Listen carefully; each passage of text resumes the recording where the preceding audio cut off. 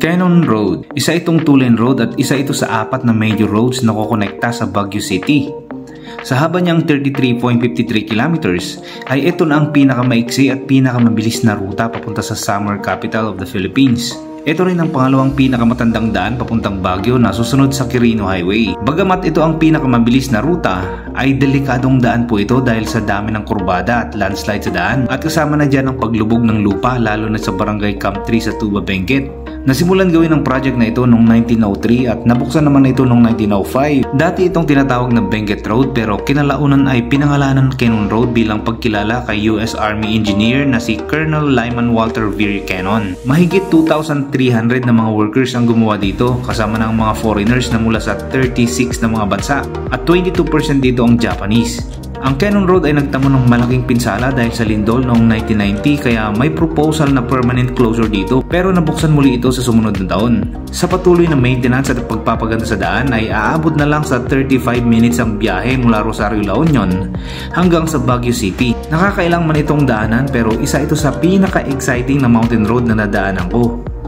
Ang daan na ito ay naukit sa gilid ng batong bundok, katabi nito ang ilog. Napakadaming falls sa daan at ang pinakasikat nga dito ay ang Bridal Veil Falls. Madadaanan din dito ang sikat na Lion's Head bago mo pa man marating ang sentro ng Baguio City. Ang video natin ngayon ay ating lalakbayin ang kahabaan ng Cannon Road mula Rosario, La Union. Paakyat naman tayo papuntang Baguio City.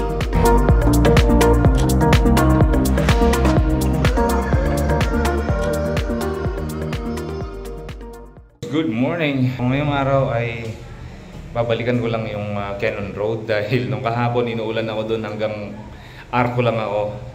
So ngayon babalikan natin dahil para ituloy natin hanggang Baguio City. So yan ang magiging content natin ngayong araw. Papakita ko sa inyo kung ano na ba yung improvements na ginawa dyan sa Cannon Road. Pinaka shortcut na daan o na ruta na papuntang Baguio City. Ayon sa nabasa kong article, abot na lang ng 35 minutes paakyat mula Rosario, La Union, kung saan tayo ngayon, hanggang doon sa Baguio City. Hindi ko na oorasan dahil alam kong titigil ako ng maraming beses dyan, kaya hindi ko maibibigay sa inyong exact na oras mula dito sa Rosario. Kasi syempre, magpapalipad pa tayo ng drone dyan, kung ano-ano gagawin natin dyan sa daan. Pupunta na tayo, diretso na tayo hanggang sa Baguio. Nadaan tayo ng Cannon Road. Maaga pa, alas 7 pa lang ng umaga, kita nyo yung kalangitan. Blue na blue. Well, may iksi lang naman itong babiyahin natin. 30 to 40 kilometers lang naman yan, pero depende kung gaano kahirap yung daan dahil alam natin na itong lugar na to or itong daan na to ay laging naglalandslide, lalo na ngayon rainy season.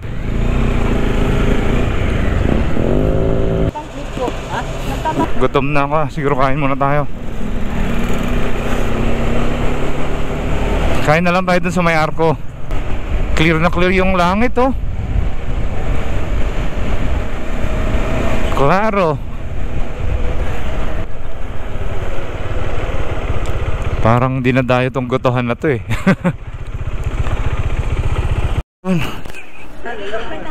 Grabe yun, 150 pesos na ano goto, napakadami.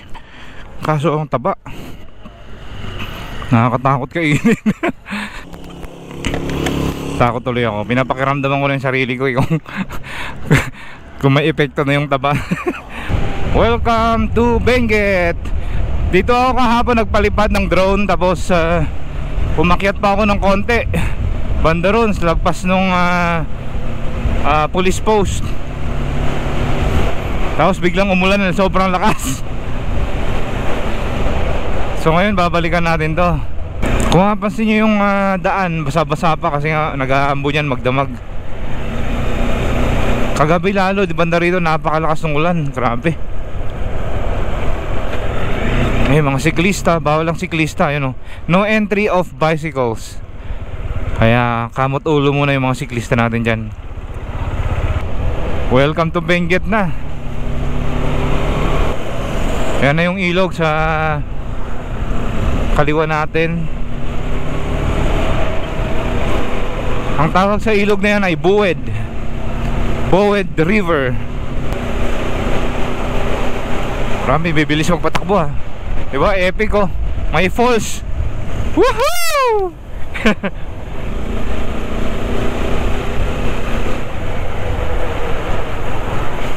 So 2015 na ata nung last na dumaan kami dito. So mahaba-habang panahon na rin na yun, no? 2015, nung time na yan hindi pa ako nag-vlog. Bale, first time ko palang daanan itong Cannon Road na nakamotor. At napaka-exciting tong araw na to, dahil sa dami ng kwentong narinig ko dito sa daan na to. Siyempre gusto ko rin subukan, di ba? Magmamalamarites din tayo ulit para masubukan lang tong daan na to. May resorts pa dun, no? Solid, di ba? Grabe yung minibus, oh. Ang bilis ng patakbo. Yeah, man.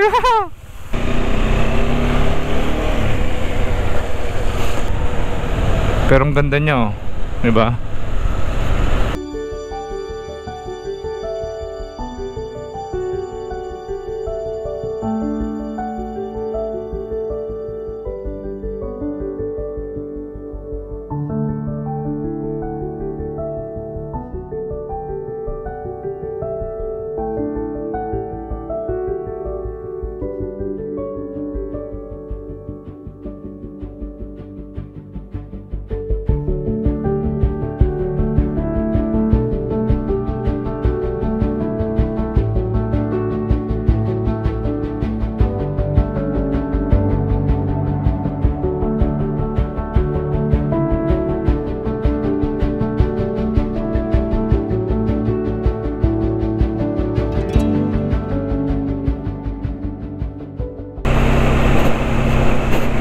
Tapos banda rito naman yung Bridal Veil. So ito naman ngayon yung Bridal Veil Falls. Di ba, epic? Ito medyo lumakas na yung bagsak ng tubig, dahil pag summer to I think natutuyuan din nata to, eh. Ganyang karaming tubig yung naipon galing sa bukal. Tapos naka-create na siya ng falls. Ang ganda sa taas niya, oh. Malamang may liguan pa dun sa taas na ito. Woohoo! Woohoo!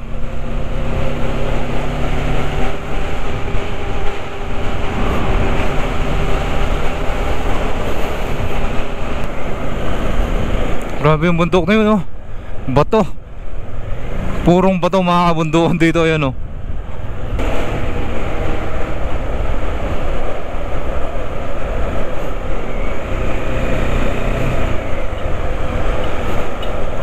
Napakadami rin sasakyan na kasabay natin yun dahil nga weekend. May dadagsain ng Baguio ngayon dahil nagawa na tong Cannon Road, inopen na nila. So close tong Cannon Road noong mga nakaraang buwan dahil may inaayos po dyan na tulay. So syempre mas maigi na yung isarado mo para mas mapabilis yung trabaho.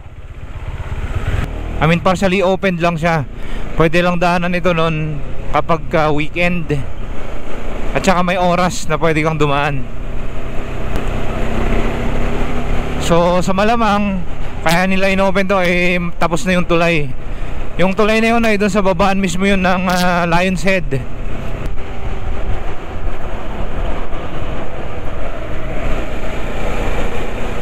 So basically ang setup ng daan na to ay sinusundan lang natin etong gilid ng ilog. Yan lang po yan.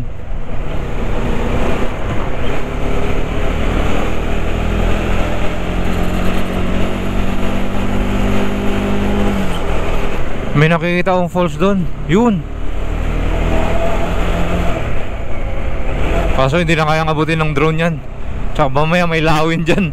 Dagitin yung drone natin pagpapaliparan natin. Ayun, oh. Ang taas din.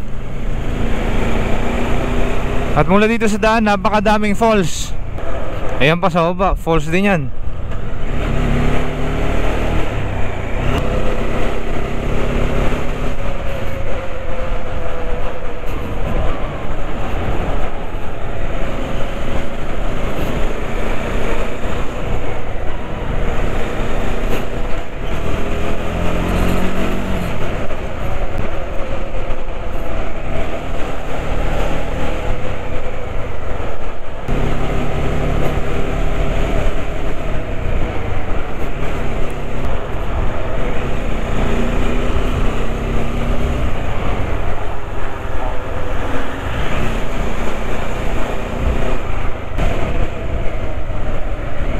Tendi ng bato na to, grabe.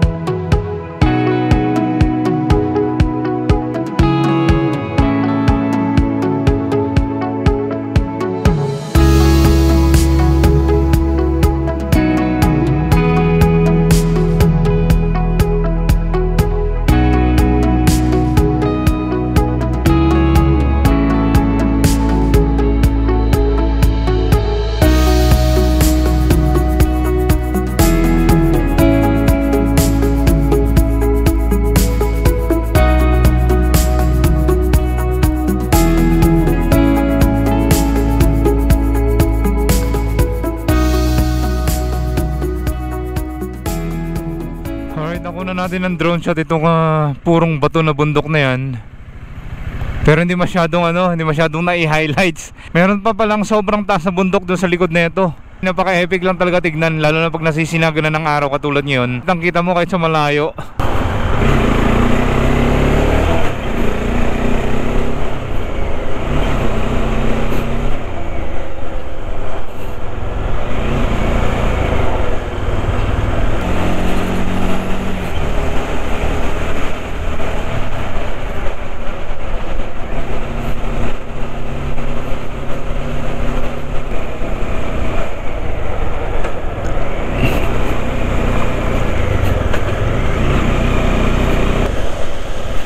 Anong camp na ba to? Camp 3 yata to. Tama, Camp 3. Kita nyo yung bundok na pinakaharap natin yan, bato yan. Ahoy, tulay. Yeah, man. Midway na yata tayo sa sa may Lion's Head. Ganon kabilis mga brother ang biyahe dito. Napakadami talaga yung paakyat, pero yung pababa sobrang konti, bilang na bilang mo.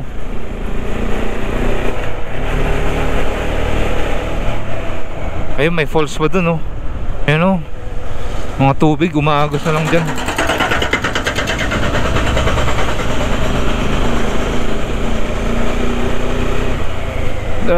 Mga falls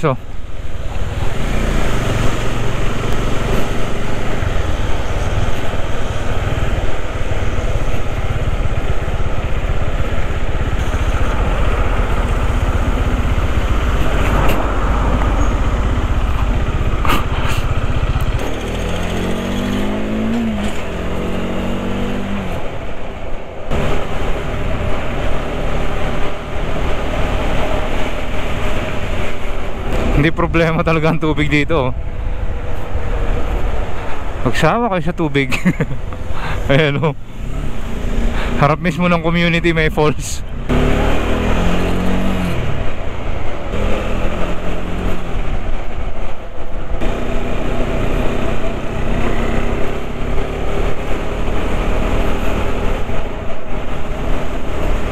Camp 4. Nasa Camp 4 na tayo dito sa Tuba Benguet.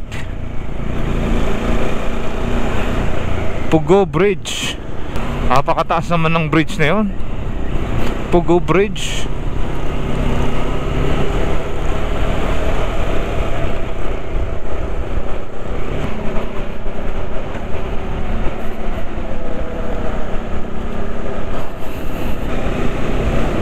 Hohohoy.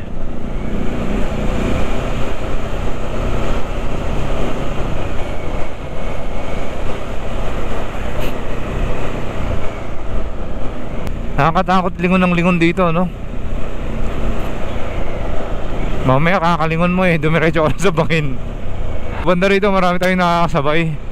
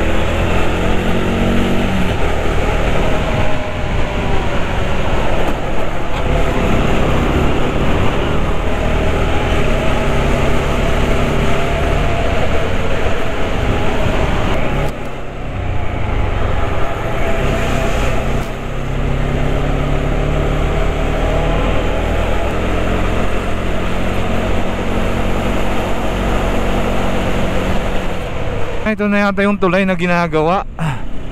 Kaya nila sinara nung nakaraang mga buwan. So tama guys, ito nga yung tulay. Bagong tulay oh. O false ulit oh. Diba? Solid.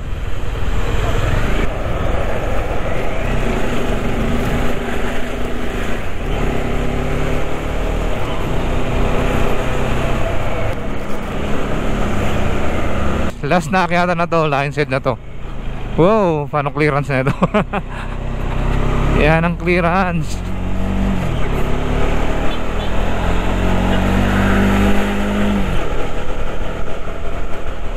Eto na nga, Lion's Head. Yay! Kaso walang makakainan dito, kaya diretso na natin sa Baguio.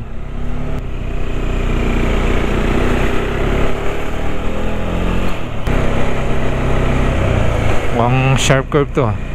Wow!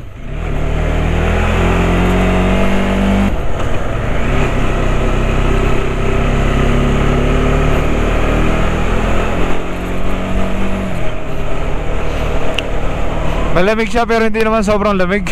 May nagbabantay pa rin ba? Oh, meron pa rin. Pero hindi na sila nanghihingi ng ID.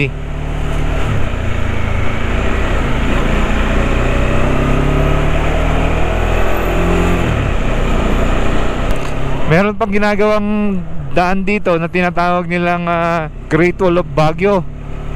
Kaso nga lang, hindi na yata sila nagpapasok doon dahil naantala yung paggawa. Alam ko dito yung banda yung daan eh. Malapit lang din sa Lion's Head. Pagdating mo talaga ng Baguio, no, may vibes talaga siya na parang hindi Pilipinas. Naku po, parang ayoko nang pumasok ng Baguio City. Traffic.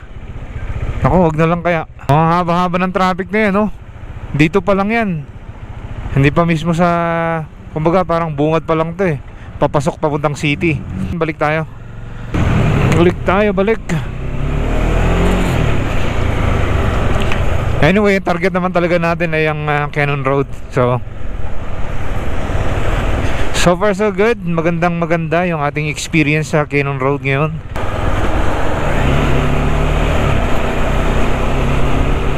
Dami ng parating. Oops, no doggy.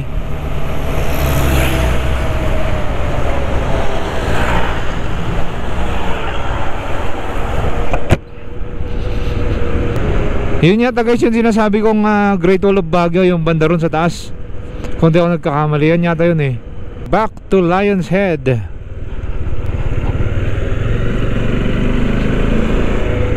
Bukas, Sabado, sigurado yan, maraming tao dito. Ayan na yung Big Dog.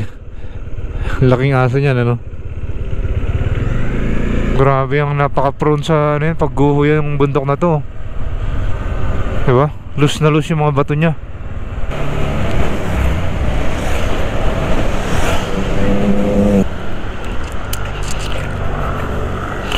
Grabe luwang ng ilog na ngayon, no?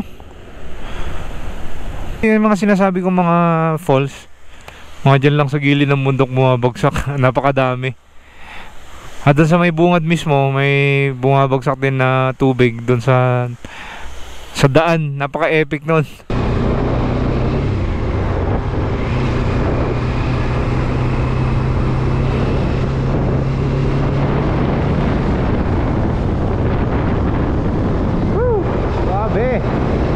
Kasarap eh.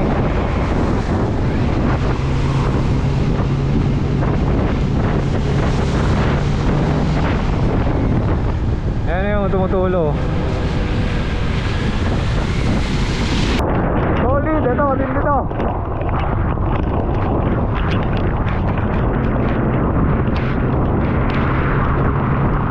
Benguet Province. Alright, ito na pa, exit na tayo.